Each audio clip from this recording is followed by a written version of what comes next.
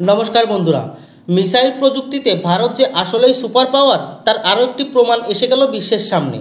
2025 সালের ফেব্রুয়ারি মাসে অর্থাৎ আজ থেকে মাত্র 7 মাস আগে একটি খবর এসেছিল যে ভারত অগ্নি প্রাইম মিসাইলের রেল লঞ্চ ভার্সন তৈরি করতে যাচ্ছে।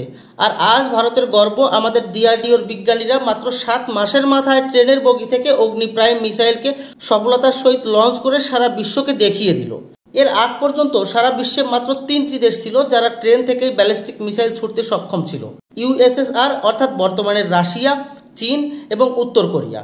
আর এখন চতুর্থ দেশ হিসাবে ভারত তার নাম লিখিয়ে নিল এই এলিট ক্লাবে।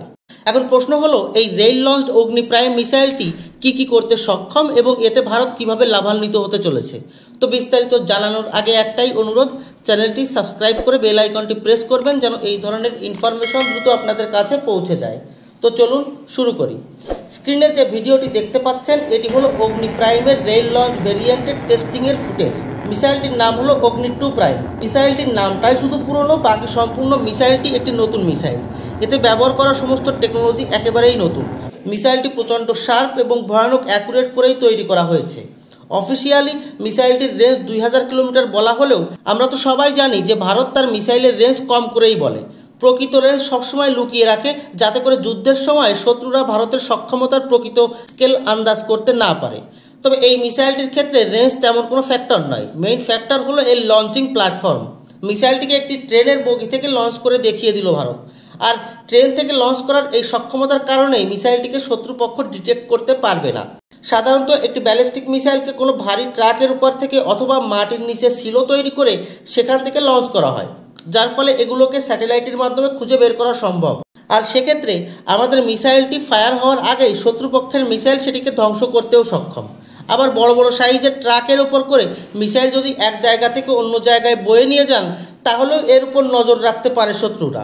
সেক্ষেত্রে কোন মিসাইল কোন বর্ডার এরিয়ায় কোন জায়গায় মোতায়েন করছেন তা সবই জানতে পারে শত্রুরা।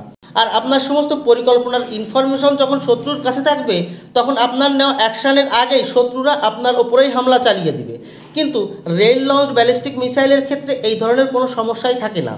এমনিতেই ভারতের রেল নেটওয়ার্ক বিশাল এরিয়া জুড়ে ছড়ানো, তাই হাজার হাজার ট্রেনের লাখ লাখ বগির ভেতর কোন বগিটিতে অগ্নি মিসাইল লুকোনো রয়েছে তা খুঁজে বের করাটা শত্রুপক্ষের জন্য একেবারেই অসম্ভব। পাকিস্তান বর্ডার থেকে শুরু করে চীন বর্ডার সমস্ত জায়গায় ভারতের রেল নেটওয়ার্ক বিদ্যমান। ভারত যদি এইসব বর্ডার এরিয়াতে অগ্নি প্রাইম ডিপ্লয় করতে চায় তাহলে শুধুমাত্র যে কোনো একটি ট্রেনের সাথে একটি এক্সট্রা বগি যুক্ত করা লাগবে যাতে এই অগ্নি প্রাইম মিসাইল রয়েছে। চীন পাকিস্তান তো ছাড়ুন, যারা সেই ট্রেনে ভ্রমণ করছে তারাও ঘুণাক্ষরে টের পাবে না যে তাদের বগির পাশের বগিতে অগ্নি প্রাইম মিসাইল রয়েছে। শুধুমাত্র সারপ্রাইজ অ্যাটাকই নয়, সেকেন্ড স্ট্রাইক ক্যাপাবিলিটির ক্ষেত্রেও এই রেল লঞ্চ প্ল্যাটফর্ম ভারতের জন্য বরদান প্রমাণিত হবে। যেমন ধরুন, শত্রুরা প্রথমেই ভারতের উপর নিউক্লিয়ার মিসাইল অ্যাটাক করে দিল, ভারতের সমস্ত মিলিটারি বেস বা মিসাইল লঞ্চ প্যাড ধ্বংস করে দিল। তারপরও ভারত পাল্টা পরমাণু হামলা চালাতে সক্ষম হবে এই রেল লঞ্চ পরমাণু মিসাইল দিয়ে। তাই ভারতকে প্রথম হিট করার পরেও শত্রুরা শান্তিতে ঘুমোতে পারবে না। ভারতের এই অগ্নি প্রাইম মিসাইলটি MIRV ক্যাপাবেল, অর্থাৎ একসাথে অনেকগুলো ওয়ারহেড বহন করতে সক্ষম। অর্থাৎ মিসাইল হবে একটি, কিন্তু অ্যাটাক হবে 10-12টি আলাদা আলাদা শহরে। যদি আমরা ভারত সরকারের ডিক্লেয়ার্ড রেঞ্জ অর্থাৎ 2000 কিলোমিটার হিসাবেই চলি তাহলেও এই মিসাইলটি পুরো পাকিস্তান ক্রস করে ইরান পর্যন্ত এবং অন্যদিকে ভারতের অরুণাচল প্রদেশ থেকে লঞ্চ হয়ে চীনের দক্ষিণ পূর্ব তটীয় শহরগুলোর অর্ধেকটা কভার করতে সক্ষম। যদিও বলা হয় যে চীনের কাছেও এই রেল লঞ্চ ব্যালিস্টিক মিসাইল রয়েছে, তবে চীন এখনও তা বিশ্বকে দেখাতে পারেনি।